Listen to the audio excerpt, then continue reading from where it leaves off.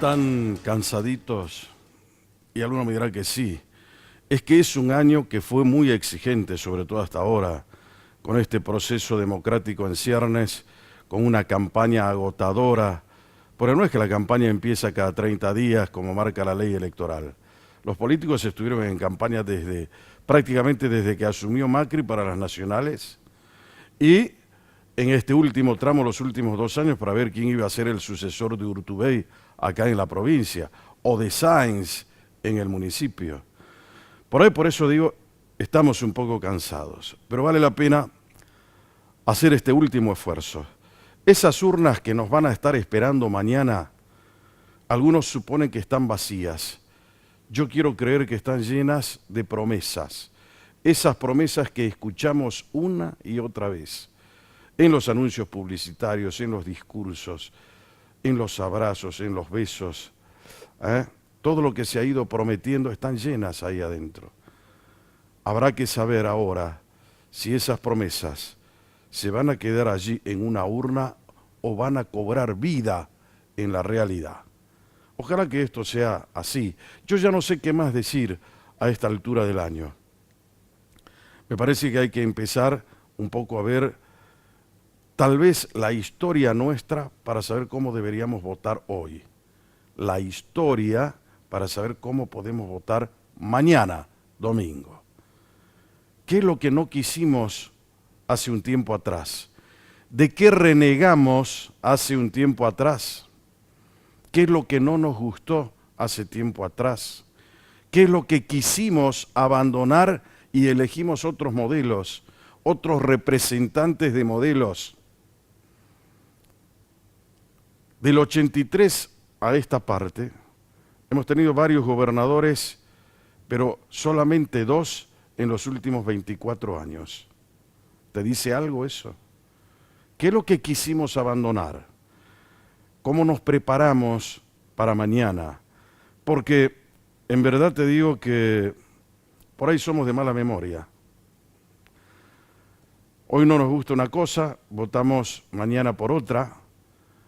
El voto bronca influye, el estado de ánimo nuestro influye en el voto que hacemos en la urna. Fíjate lo que pasó con las elecciones nacionales, es un ejemplo claro. En el año 2015 dijimos nunca más al kirchnerismo, que esto, que el otro. Tanto es así que el propio Urtubey dijo que el kirchnerismo estaba muerto, que Cristina no existía más. Cuando dijo eso yo dije, está equivocado. Cristina va a seguir existiendo y el kirchnerismo también. Y el tiempo me terminó dando la razón, porque hoy, tras 4 años, la gente volvió a elegir al kirchnerismo o al peronismo en su versión kirchnerista. ¿Estamos? Quiere decir entonces que tenemos una memoria frágil o somos conversos. Somos personas que durante un tiempo sostenemos una idea y que al otro tiempo la abandonamos. En el año 2017 también había ganado Macri. Sin embargo, ahora, más allá de que ha hecho una buena elección para el gobierno que hizo, terminó perdiendo. Y los que parecían que eran muy malos antes, hoy son maestros otra vez. Hoy dicen, mirá lo que nos están dejando. Y hay una cosa que es muy importante, que es lo que debería ocurrir tanto en nación como en provincia y también en el municipio. Es el hecho de hablar de las famosas herencias. Mirá lo que recibí, mirá lo que me dejaron, mirá esta barbaridad que tengo. Pero nosotros que estamos en el medio, ¿a quién le creemos? ¿A los que se van del poder y te dicen que dejan las cosas bien? ¿O a los que llegan y te dicen que encuentran las cosas mal? Por un lado votamos a los que vienen para que mejoren las cosas que dejaron los otros. Y por el otro lado, habría que hacer, ya lo dije 1.000.000 de veces, un beneficio de inventario, que es una figura jurídica, para saber qué es lo que estoy recibiendo, qué es lo que me dejan en realidad, que intervengan las secretarías de escribanía de cada uno de los poderes, ya sea en la provincia o en el municipio, que se contabilice qué deuda tiene Salta, qué deuda tiene el municipio, qué acreencias tiene Salta, cuáles son las acreencias que tiene el municipio, cuáles son los planes que están en vías de desarrollo, cuáles son los planes que son factibles desarrollarlos y cuáles son aquellos que están a punto de finalizar para que se terminen concluyendo y no vengan gobiernos con espíritu fundacional a creer que la vida de Salta o del municipio comienza con ellos. A eso se le llama la verdadera transición. No es solamente sentarse un café para la foto con los periodistas, es hacer una transición en serio, con espíritu republicano y democrático y mostrarle a la gente, a la opinión pública, al pueblo, lo que hicimos, lo que dejamos y cómo nos vamos. Y los que llegan deben aprobar lo que están dejando los otros, para que quede el testimonio fiel desde dónde comienzan y dónde nos llevan, para poder hacer una evaluación en serio, un balance absolutamente profundo y objetivo de qué es lo que hacen en el turno que les cabe de gobierno. Así podremos empezar a madurar políticamente y hacer las transiciones en serio. Por ahí nosotros creemos que la transición es simplemente el bastoncito de mando, la foto, la algarabía y el aplauso. Es mucho más que eso. Los señores que han sido electos van a manejar los dineros y el esfuerzo de la gente, van a manejar la esperanza, van a manejar el tiempo, porque son 4 años en que podemos crecer, amesetarnos o declinar posiciones. La Argentina hace 10 años que no crece. Salta tiene índices preocupantes que vale la pena en el tema del desempleo, en el tema de la pobreza. Tenemos más que la media nacional. Hemos mejorado otros que son realmente dignos de destacar. La mortalidad infantil, la mortalidad de madres. Hemos mejorado el tema de seguridad. Hemos mejorado el tema, por ejemplo, que hablaba el otro día con el ministro López Arias, que tiene que ver con la mediación. Más de 100.000 casos se tuvieron y dieron solución en Salta desde el momento en que se aplicó como una experiencia piloto acá en la provincia de Salta. Son cosas importantes, pero se las tiene que mirar, se las tiene que ver y se las tiene que evaluar. Así se recibe y se da. Claro que a muchos no les conviene hacer el inventario. Así nadie sabe desde dónde comienzan para que comiencen a contar su propio relato, para que empiecen a hechizarte de nuevo. Yo ya no creo en eso. Por ahí los políticos pasan, pero los periodistas, algunos quedamos.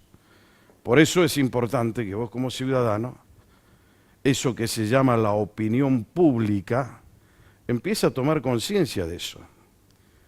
Así vamos a mejorar esa opinión pública que nació a través de la información. Antes no había opinión pública. Nació en los cafés, cuando se comenzaba a hablar de política. Entonces nosotros estamos hoy en la economía del conocimiento, pudiendo trasladar todo este tipo de referencias para tomar las mejores decisiones. No somos lo que decimos, y en todo caso somos lo que aprendimos a decidir. De acuerdo a nuestras decisiones somos. Por eso es importante lo que vamos a hacer mañana.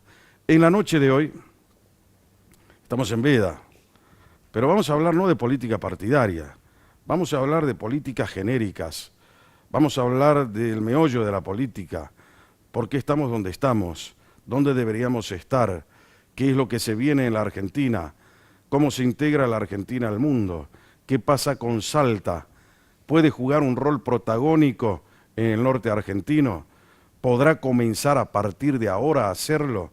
Es muy distinto el camino que emprende el ganador de las elecciones el lunes, ya sea con Sáenz, con Olmedo o con Leavi, es muy distinto a lo que va a hacer, lo que hizo Urtubey, lo que hizo Romero antes. Todo eso vamos a charlar en la noche, para por lo menos tener un poco de orientación. Esa es la propuesta de Brújula esta noche.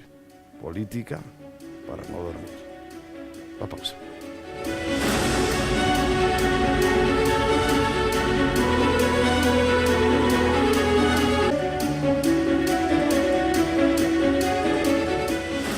Señores, estamos de retorno acá en Brújula Política para no dormir y como te había dicho hace un instante en la presentación, vamos a hablar de política en general.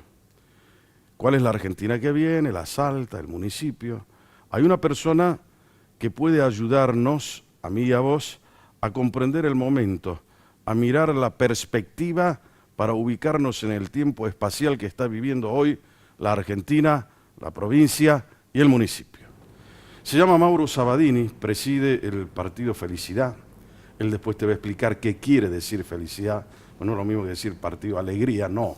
Felicidad tiene un significado muy especial, te lo va a explicar él. Es un hombre estudioso, conoce mucho de política y además tiene una larga experiencia y trayectoria. Ha sido secretario de gobierno acá en la parte municipal y también hoy tiene un desempeño en la función pública en el gobierno de Urtubey. Mauro. Un placer, qué lindo. Para mí es un placer esta noche también recibirte acá en Brújula. Lo mismo digo, siempre un gusto conversar contigo no solo por la lucidez que tenés para analizar las problemáticas que nos aquejan cotidianamente, sino fundamentalmente porque habilitás horizontes de reflexión, tanto a tus invitados como a la audiencia, así que el placer es mío. ¿Hace cuánto tiempo que estás en Salta, Mauro? 10 años ya. 10 años. Sí. ¿Te acordás cómo llegaste a Salta? Sí, llegué de casualidad. Ajá. Había estado anteriormente en Salta desde fines de los 90, desde el año 97 en particular, hasta el año 2005-2006. Vine en promedio 2 veces por año. ¿Ya que venías a Salta? A hacer estudios sobre pobreza. Trabajaba en una consultora que se llamaba X, en equipos de investigaciones sociales, que la dirigía Artemio López. Y hacíamos, ¿en Buenos Aires? Sí. Hacíamos estudios sobre pobreza, de indigencia, sobre el mercado laboral. Y a medida que las crisis iban agudizando en nuestra Argentina allá por la década del 90, lamentablemente Salta, junto con la ciudad de Concordia y la ciudad de Mar del Plata, se transformaron en las 3 ciudades donde era necesario venir a estudiar y analizar el avance y la degradación de los índices de desempleo, de indigencia. Ahí hay un tema central que creo que lo enuncié hace un momento acá en la presentación, que es el tema de la pobreza en Salta y el tema del desempleo. El desempleo va de la mano de la pobreza. Yo estoy desempleado, no genero recursos, no puedo gastar, no puedo consumir y me convierto claramente en un pobre, ¿no? Así es. Ahora, Mar del Plata es una ciudad costera, hermosa, pero que tiene sus niveles gravísimos de desequilibrios sociales. Porque por un lado tiene 3 millones de habitantes o 2 millones y pico en la época de las vacaciones y se quedan 600.000 cuando los vacacionistas vuelven o regresan a su lugar de origen. Eso obviamente genera una transformación en la ciudad y la convierte en una ciudad con mucha diferencia social y también con mucha pobreza y marginalidad, porque al desaparecer las fuentes de trabajo que se abren en la época del verano, obviamente, y la ciudad de Concordia, en Paraná, ¿que le pasa algo parecido? Sí, es la ciudad más importante de Entre Ríos, luego de la capital Paraná. Es una ciudad que está sobre el río Uruguay, con un mercado digamos, el mercado laboral está ligado a las actividades primarias fundamentalmente, a la agricultura y al comercio naturalmente también. Son muy pocas las industrias, todas derivadas de la actividad agropecuaria. Y hacia fines de los 90, y también sucedió ahora, si ahora hacemos la lectura de los índices de desempleo, vamos a encontrar que Salta ya está en 2 dígitos, un poco por encima de la media nacional, como bien mencionabas. Lo mismo sucedió con Concordia y lo mismo con Mar del Plata. Este mismo fenómeno se dio hacia fines de los 90 y principio de este siglo. Entonces, en aquella época, en la década del 90, veníamos a hacer estos estudios a Salta y también a estas otras 2 ciudades. Pero de manera paralela veníamos a hacer voluntariado también. Yo participaba activamente dentro de lo que era, digamos, el asociacionismo italiano en Argentina y también a nivel internacional. y en particular con mucha participación dentro de lo que son las comunidades friulanas de Argentina y de Sudamérica. El Friuli es una pequeña región de Italia que está en el noreste, es como si fuera nuestra provincia de Misiones. Hay un círculo friulano aquí en Salta que está integrado a la sociedad italiana. Entonces, por un lado venía a realizar estos estudios de pobreza, a trabajar, y por otra parte, desde el asociacionismo veníamos a llevar adelante actividades solidarias mientras el desempleo crecía, la pobreza crecía, la indigencia crecía. Así que en esos años vine, digamos, cuando estuve en Argentina, vine en promedio 2 veces por año a Salta. Sí. ¿Y después cómo te radicás en esta ciudad? Cuando nosotros participábamos de estas actividades de voluntariado, llamémosle, una de los ejes era interactuar con las comisiones directivas de estas asociaciones italianas que habían sido fundadas con otra finalidad, no la de estar articulándose con el territorio donde estaban insertas, ni con las comunidades, sino que son asociaciones de base étnica, ¿no? Se crean, los emigrantes que llegaban a la Argentina o a Salta se reunían entre sí, porque mantenían costumbres, valores, tradiciones, y sobre todo un idioma propio, y entre ellos establecían lazos de solidaridad, creaban estas asociaciones para, de alguna manera, preservar esas costumbres y esas tradiciones, y también para, en términos de lo que se llama el socorro mutuo entre los propios asociados.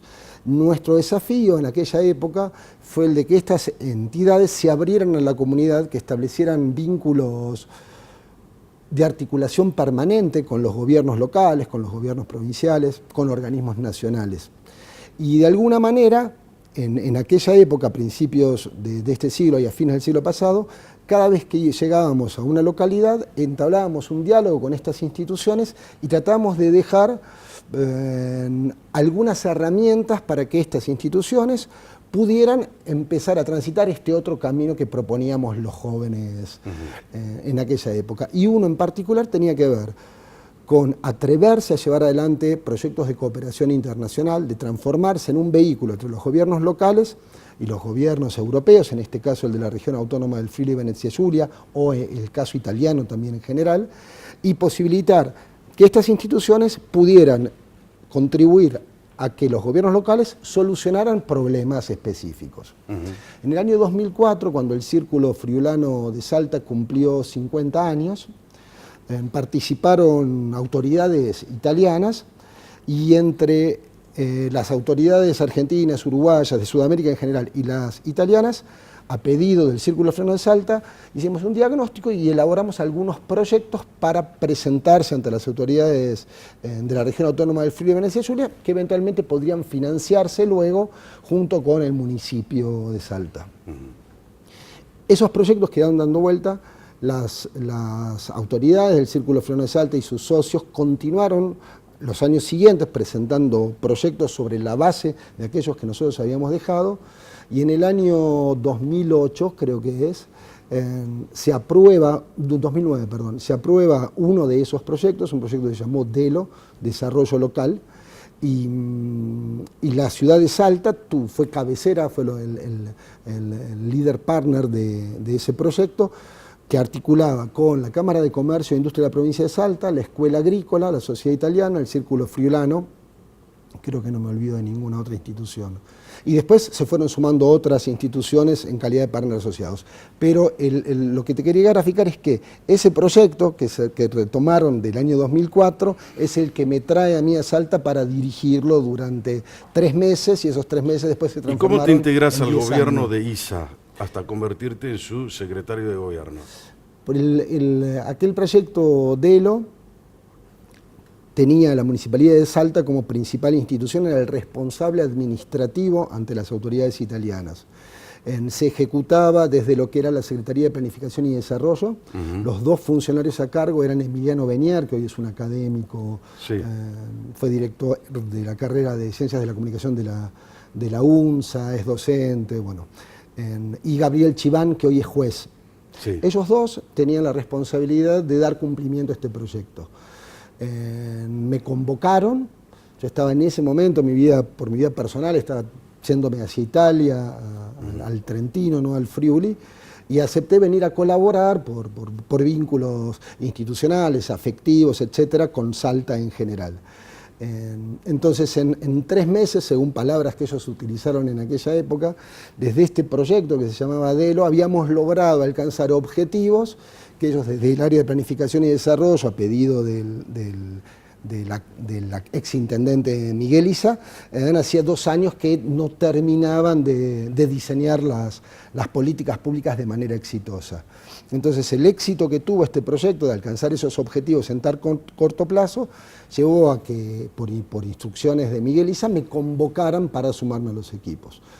Duró el coqueteo, llamémosle 6 meses aproximadamente, hasta que decidí permanecer en Salta, conformando un área que replicamos de la experiencia que teníamos con gobiernos locales europeos, que fue una subsecretaría llamada de Desarrollo y Cooperación, que por un lado promovía el desarrollo local, que ahora si querés después te cuento algunos logros importantes que tuvimos en aquella época, y por otro lado la cooperación multinivel, no solo en términos internacionales, como era el proyecto que estábamos llevando a cabo, sino también cooperación horizontal, cooperación... Ahora, Mauro, el tema tuyo no creo que pase solamente por el tema friulano, No, si debe sí. haber una cuestión más de fondo, que sea el verdadero soporte político que solventa tu trayectoria política. ¿Qué hacías en Buenos Aires, por ejemplo? ¿Estabas dentro del kirchnerismo? Es complejo porque participo, yo hice la secundaria en los 80, digamos, Sí. en el año 91 rendí libre 6º año, digamos, para graficarlo, o sea, del 86 al 91 hice la secundaria en el Colegio Nacional de Buenos Aires. Era el Colegio Nacional de Buenos Aires, es todo una institución, ¿no? Así es. Una gran institución, el Colegio Nacional. ¿Y? Sí, tuve la fortuna, la suerte de poder estudiar allí. Ajá. Y es un colegio con una participación estudiantil, política muy activa, muy fuerte, muy Claro, fuerte. sí. Yo convivía con esto, no era un protagonista de la militancia en el colegio secundario, había, no sé, personas como Mariano Recalde, que hoy es senador electo por Capital Federal, él tenía una participación muy activa. ¿Era compañero tuyo, Un año Recalde? más grande él. Él es Un año más grande. Pero en el colegio, por su dinámica, pasamos muchas horas dentro del colegio, hay muchas divisiones por año, entonces cualquier joven tiene relación con Los otros. los de 1 o 2 años más arriba, 1 o 2 años más abajo. Se convive prácticamente. Entonces ahí aprendí un poco lo que era la militancia juvenil partidaria. Colaboré dependiendo del año, con amigos que participaban en el peronismo o en la Franja Morada. ¿Vos estabas afiliado ya a un partido político? No a ninguno. Era estudiante en esa ¿Y después te época. afiliaste a alguno? No, el primer partido al que me afilio es a Felicidad. Primer partido es Así es. Felicidad, que Sí, sos fundador de Felicidad. así es. Kicillof, ¿qué significa en tu vida política? Y él, al igual que con Mariano Recalde, a Axel lo conozco del colegio secundario. Su hermana era de nuestro año, él es más grande que nosotros. Y por esta característica del colegio que te contaba, nos frecuentamos en tiempos de la secundaria. Después él estudiaba economía en la UBA y yo estudiaba ciencia política en la UBA, pero también había cierta continuidad en los vínculos sociales y amigos. Hoy mantenés ese vínculo. Hoy mantengo el vínculo en la medida de su agenda más que de la mía, pero Claro. sí, por suerte el WhatsApp hoy resuelve lo que antes O sea que no resolvía el teléfono, digamos. Podríamos decir que el epicentro de tu vida política se está desarrollando en Salta. Sí, tuve mucha militancia social y política no partidaria en los 90, sobre todo a partir del año 94, donde desde este mundo de voluntariado italiano nos volcamos a trabajar fuertemente en Villas Miserias, para graficarlo, no fue solo en Villas Miserias, de todo el país, pero en particular nuestra tarea estaba abocada al conurbano bonaerense y también a Capital Federal. Y ahí interactuábamos con otras organizaciones sociales no partidarias y con otros, sí, con algunos grupos juveniles de partidos políticos. Ajá. Y siempre, digamos, yo era dirigente del tercer sector, era dirigente de estas asociaciones italianas y friulanas en particular, entonces el debate político era inherente. ¿Y tienen algún peso electoral o alguna incidencia este tema de los friulanos? Porque no nos olvidemos que la colectividad italiana es muy numerosa, es importante. Sí, sí, no, es parte del peso que tiene la comunidad italiana, llamémosle. Ah, por eso te preguntaba. Pero, Eh, perdón, para cerrarte un poco sí. lo de Axel. Axel es una persona que reúne, por el conocimiento que tengo de hace más de 30 años de su persona, reúne los valores más nobles que cualquier ser humano, hombre o mujer, puede tener. Es una persona con una ética intachable desde que es muy chico, así hasta la testarudez, podemos decirlo. Es una persona muy preparada, su doctorado, su tesis de doctorado. Y fue muy buen alumno en la universidad también. Fue muy buen alumno en el colegio, fue muy buen alumno en la universidad, fue siempre una persona muy generosa. Él fundó cuando estudiaba en Ciencias Económicas, en una agrupación, si no mal recuerdo, se llamaba TNT, no quiero meter la pata con mis recuerdos, pero él tuvo una militancia activa en la Facultad de Ciencias Económicas de la UBA. Y tuvo una militancia donde, al igual que nosotros lo hacíamos desde el ámbito social y político no partidario, donde la base era, la clave central era predicar con el ejemplo. Encontrar una coherencia y una consistencia absoluta entre lo que se piensa, lo que se dice y lo que se hace, con los errores que todo ser humano comete, pero eso es lo que vertebra, por un lado, el accionar político de Axel que conocí yo y el nuestro también. Entonces hay una suerte de ¿Habrá cambiado el Axel referencialidad. de antes con el Axel de hoy? No. Pero debe haber habido una evolución también. Sin duda. Política, sí. una madurez política también más Sin refinada. duda, sin duda. ¿no? Que lo veo, por lo menos lo que se ve, ¿no? Yo no lo conozco. Sin duda. Ahora, el primer partido al que se afilia el señor Sabatini se llama el Partido Felicidad, que es el fundador del Partido Felicidad. ¿Por qué no te afiliaste a ningún otro partido? Porque nosotros crecimos, digamos, las personas de mi generación con digamos, nuestra juventud transitó la primavera de la democracia alfonsinista. Pero esa primavera de la democracia alfonsinista, desde el año 87 hasta digamos, el traspaso de mando entre Alfonsín y Menem, tuvo una cantidad de problemas económicos severos para nuestro país. Entonces, digamos, el radicalismo, más que, en mi caso personal, no terminó de seducirme, porque lo que veía era que había, en términos éticos, un gobierno con el que me sentía representado, pero en términos políticos y económicos no. Claro, y eso le pasó a mucha gente. Exacto. Y además el peronismo de aquella época era el peronismo que era el heredero del cajón quemado por Herminio Iglesias. Era ese peronismo que estaba como refundándose todavía. Primero que había terminado en un mal recuerdo en el año 76, Exacto. cuando María Estela Martínez del Perón fue sacada del poder. Toda una historia, ¿no? Lo que pasó con Cámpora, Lastiri, Perón, Estela Martínez de Perón. Esa es la secuencia, ¿no? Te lo explico. Cámpora, Lastiri, Perón, María Estela Martínez de Perón, dictadura militar. Así es. El recuerdo de la gente se quedó con eso. Después vino Herminio Iglesias en una campaña, después de haber recuperado la democracia en el año 83, quema el cajón. Un acto de cierre, creo que era Italo Luder, era el candidato Italo a presidente. Luder era el candidato a presidente del justicialismo. Y por el otro lado estaba Alfonsín. Exactamente. ¿No? Entonces, Es un hombre que enamoraba con sus palabras en cada claro, discurso. creo que debe haber sido el mejor orador que tuvo dentro de los presidentes, Sí. Alfonsín, sin lugar a duda, ¿no? Sí, Te hacía sí. poner la piel de gallina a veces. Así es. Consecuentemente llegaste a Salta y fundaste después Felicidad. ¿En qué año fundaste Felicidad? Obtuvimos la personería en el 2017. ¿Qué te hizo querer fundar un partido político y no ir a decir como hago la fácil, me voy? ¿Por qué? ¿Cuál es la fácil? ¿Qué quiero yo? Quiero militar, quiero intervenir en política, quiero que me den un cargo, quiero cambiar, porque ahora esa es la nueva que te la están contando muchos. La única forma de cambiar la realidad es interviniendo en política, por lo tanto tengo que intervenir. Lo habrás escuchado ya ese argumento, que es un argumento prima facie verídico, pero si empezás a hurgar por el fondo, te vas a dar cuenta que es tan falso que no merece ni siquiera analizarlo. Entonces, él no fue por esa, porque lo fácil ahí es afiliarse al justicialismo, que es el partido con mayor volumen electoral, con mayor poder político que se usa casi como un vehículo para depositarte en los cargos que después se reparten entre los dirigentes políticos, ¿no? Sí. Por eso el Partido Justicialista, desde su aparición allá por el año 45 hasta el día de hoy, ha sido el partido que más tiempo gobernó la Argentina, ¿no?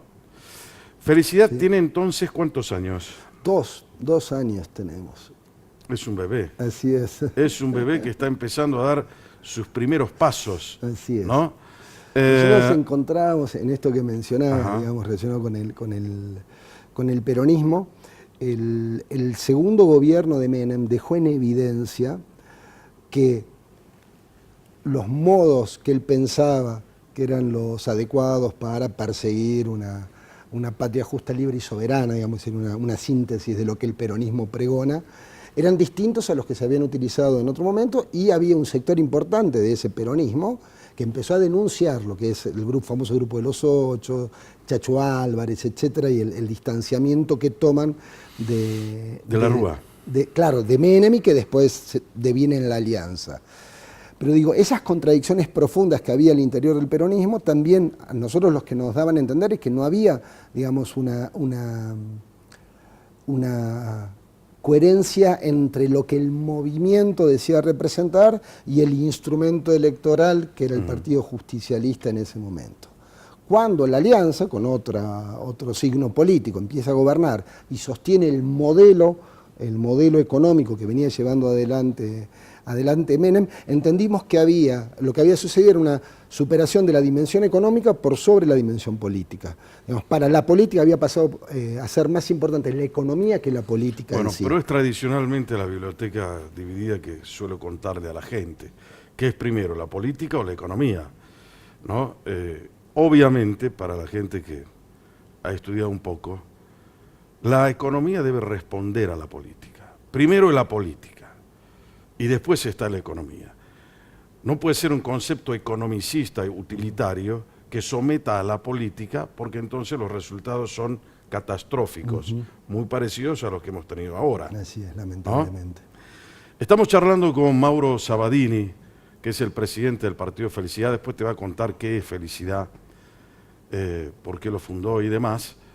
En una noche de sábado, mañana tenemos elecciones y obviamente estoy trabajando para vos. En un instante volvemos después de la pausa. Dale.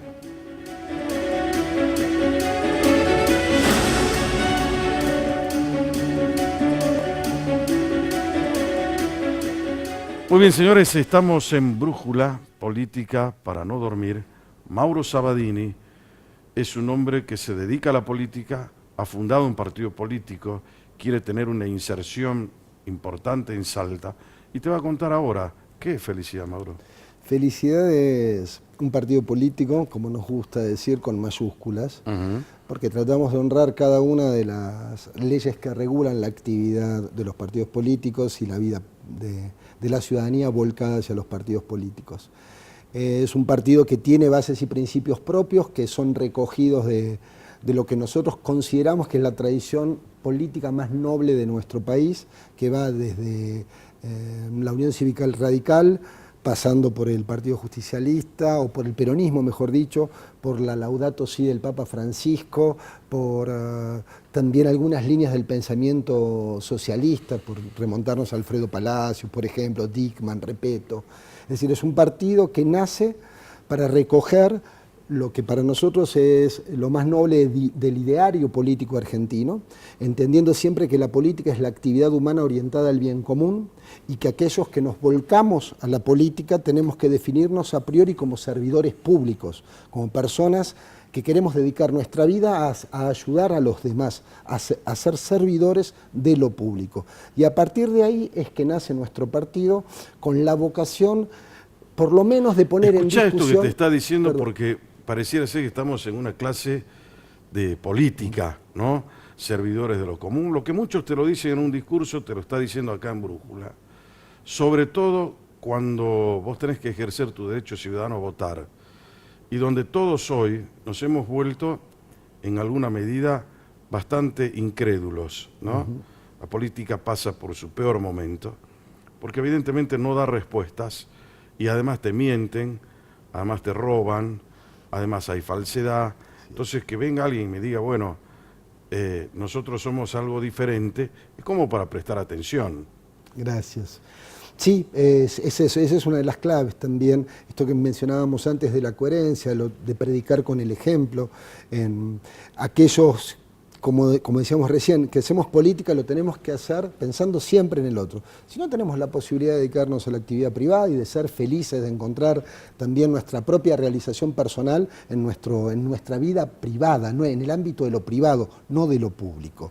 Con esta precondición, todos los que integramos Felicidad asumimos este desafío también de elevar el umbral ético de los partidos políticos. Somos un partido muy pequeño, con 2 años de vida, pero por ejemplo hemos cumplido permanentemente con cada una de lo que sería la normativa provincial y la normativa nacional en cada una de las elecciones. Hemos rendido cuentas y las hemos hecho públicas en las redes sociales para que toda la ciudadanía tenga acceso y esté informada respecto de lo que recibe un partido político y en nuestro caso cómo lo gastamos. Sería bueno el que esto lo hicieran también el resto de los partidos políticos, pero no es un reclamo, porque es importante, como vos señalabas antes, que todo el tiempo estemos discutiendo y repensando la política, porque sin duda alguna es la decantación de lo que está sucediendo en nuestra sociedad.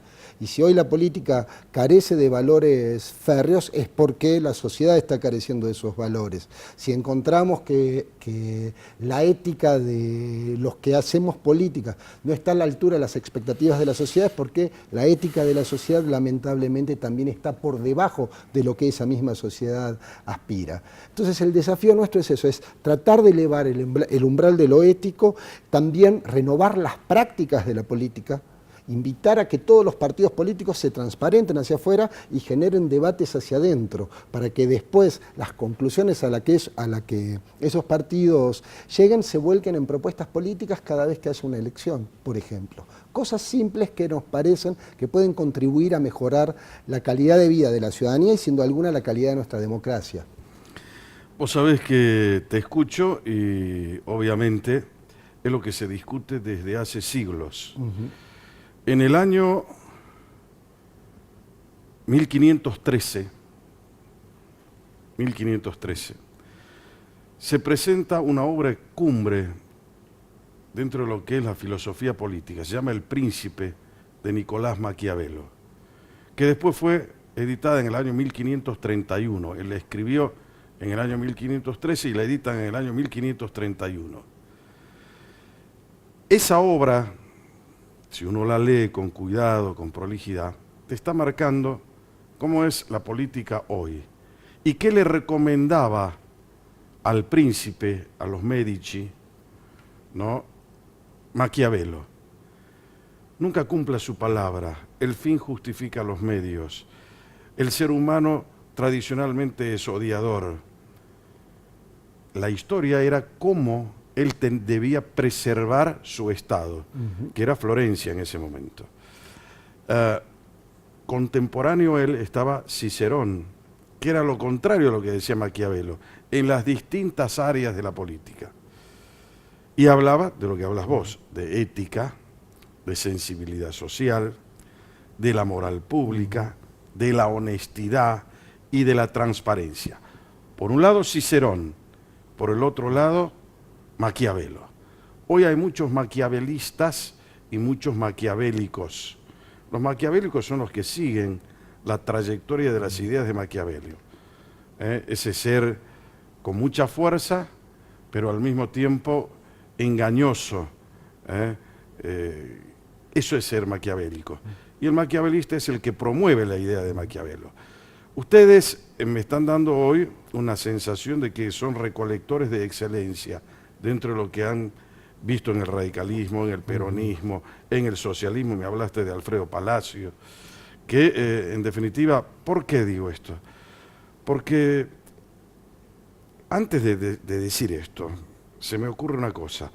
Dentro del arco político, ¿dónde está situado Felicidad? Es muy difícil porque es una pregunta que nos hicimos hacia adentro y los propios integrantes de Felicidad Nos ¿Es de hemos centro, definido, es de izquierda, nos hemos es de definido derecha, de centro izquierda, de centro, Ajá. de centro derecha, fuera del arco Son tradicional. progresistas. Exacto, digamos, es difícil. Nosotros nos consideramos un partido humanista, nos consideramos progresistas porque hay una idea de progreso detrás de cada conclusión y de cada una de nuestras bases y principios.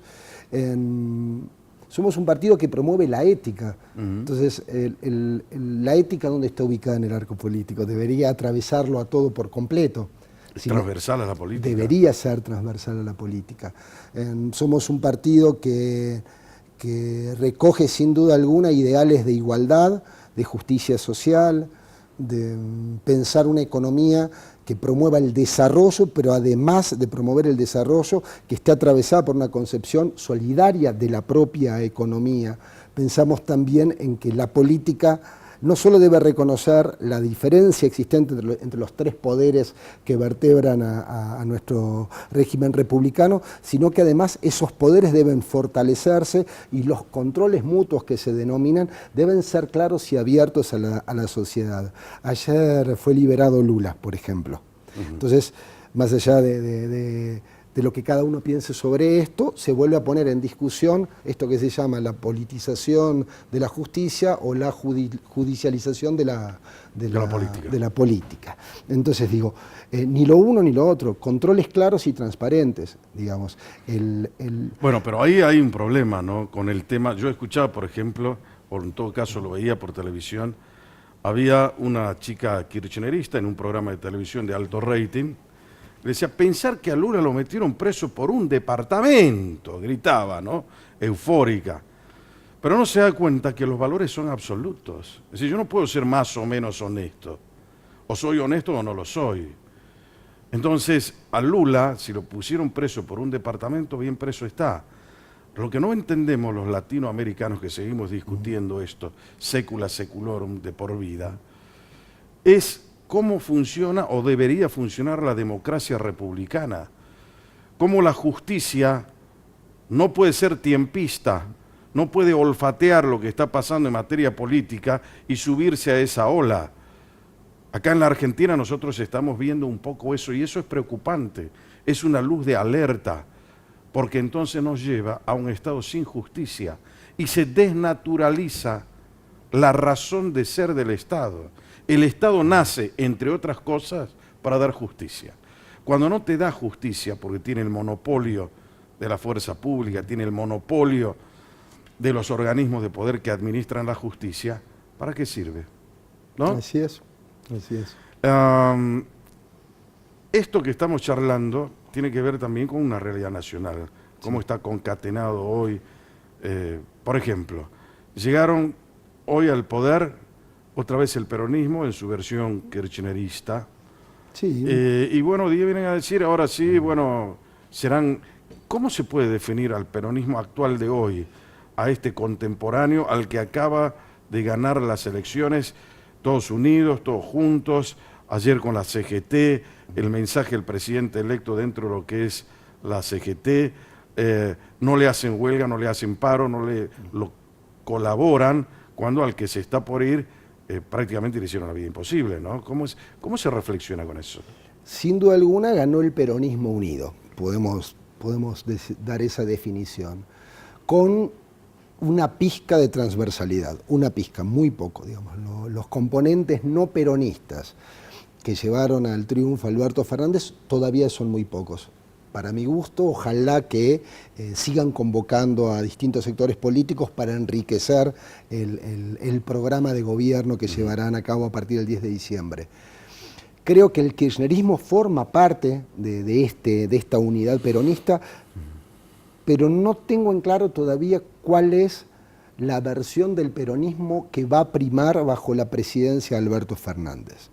¿Qué tipo de peronismo? Sí, porque nosotros somos un país eminentemente presidencialista, pero además como sociedad estamos a la espera siempre de lo que hace quien nos preside, quien nos gobierna o quien está al frente de los municipios que tienen viceintendente también. Digo, siempre el que está al frente, el intendente, el gobernador, el presidente, es el que tiene las herramientas, primero jurídicas y administrativas para gobernar, Y en cambio los vice y las vice no tienen esas herramientas ni esa posibilidad. Entonces creo que va a haber de manera transitoria algo que los medios seguramente llamarán el fernandismo o el albertismo, que supongo que durará... Yo creo que ya nació el albertismo. ¿Sí? Yo creo que sí, pero esta no es simplemente una sensación, sino que yo la tengo fundada en algo. Si desde el momento en que él se convierte ya en presidente electo, nace una corriente interna, sobre todo dentro del justicialismo, que lo estuvo siempre. Entonces, Alberto hoy es diferente de lo que es Cristina, más allá de que él diga yo soy Cristina. Claro. No, la cámpora es una cosa, está con Cristina. Ahora, los referentes, ¿dónde se recuesta hoy el poder de Alberto? En los gobernadores peronistas, en la gente de la CGT, en los sindicalistas y en los varones del conurbano. Ese es el verdadero poder de Alberto Fernández con el peronismo a cuestas. En cambio, Cristina no. A Cristina siempre le costó, ¿qué te puedo decir?, llevarse bien con el justicialismo. Más allá de que ella diga yo soy peronista, puede serlo, ¿por qué no? Nadie tiene el peronómetro, como dicen, ¿no? Pero ser kirchnerista tal vez sea para algunos la evolución del peronismo, o ser kirchnerista tal vez sea ser más peronista que el propio peronista, no lo sé, ¿no? Hay que analizarlo. Pero están en esa instancia, son dos cosas distintas. Sí, ahora, ¿hasta cuándo van a gobernar juntos? Y tienen 4 años para mostrar hasta cuándo. Puede ser hasta el fin del mandato, puede ser hasta 6 meses. Tradicionalmente, los vices en la Argentina fueron conspiradores. Mira lo que te digo. Claro que este es un caso muy peculiar, con una gran particularidad. La vice es la dueña de los votos, del capital político. Y es la primera vez que una y lo terminó expresidenta, acomplejando, ¿no?, electoralmente a Alberto, que se sabe dueño de nada. Por eso es que ahora Alberto va a hacer lo que hizo Kirchner en el año 2003, construir poder.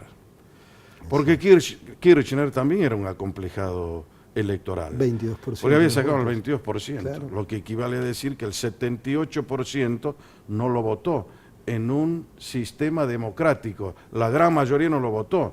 Tenía legalidad, pero no tenía legitimidad. Por eso Kirchner empezó a construir poder. Fue el que llegó, el presidente de más poder en la Argentina, ¿eh? Logró construirlo. ¿En base a qué? A pelearse con distintos sectores. Es la forma que tienen algunos de hacer política. Hoy si te pregunto, por ejemplo, yo te lo pregunto a vos, ¿en qué etapa estamos hoy con Alberto? ¿Por qué? Porque vos tenés el liberalismo, que Macri no era liberal, tenés el socialismo o tenés el nacionalismo. Son las 3 vertientes para hacer política en el mundo. Liberalismo, socialismo o nacionalismo. ¿Será una etapa nacionalista esta? Porque liberal no es. Lo veo, digamos, siempre dentro de lo que es el peronismo, pero lo veo con una impronta socialdemócrata europea. Lo veo con esa capacidad de diálogo, esa capacidad de articulación, pero con la mirada puesta no en Europa, sino en Latinoamérica. Ha sido muy inteligente desde mi punto de vista que él visite a López Obrador. ¿En qué sentido? López Obrador comienza a gobernar México con una impronta distinta a la de los gobiernos anteriores. Lo que se pensaba que iba a ser un gobierno que iba a entrar en un enfrentamiento simbólico, discursivo y político de manera inmediata con Estados Unidos, además por las declaraciones que había hecho Trump en campaña, etcétera. En 3 meses, menos de 3 meses, se transformó en una relación entre 2 estados confinantes entre sí y a su vez resolviendo problemas históricos. O sea, no es que López Obrador, por tener una impronta progresista o socialista, llamémosle socialista del siglo XXI, entró en un antagonismo permanente con Estados Unidos, para nada, al contrario. Logró encontrar... Tiene una buena relación. Una muy buena relación para lo que eran los antecedentes es más, previos. Podría ayudarlo inclusive a Alberto a tener una buena relación con Trump. Exactamente, no solo con Trump. Creo que teniendo un Bolsonaro en Brasil, que tiene declaraciones que son inadmisibles para un jefe de Estado y sobre todo para con su principal socio comercial, etc. Tenemos un México muy lejos, pero con un gobierno que está en sintonía, más cercano. Más cercano, que promueve el Grupo de Puebla y no el de Lima. Claro. Por ejemplo. Ahora hay una cosa muy graciosa, ¿no?, que le pasa a Trump. Macri fue a pedirle ayuda a Trump para endeudarse, para que influya en el Fondo Monetario Internacional y le den el mayor crédito de la historia del fondo a la Argentina.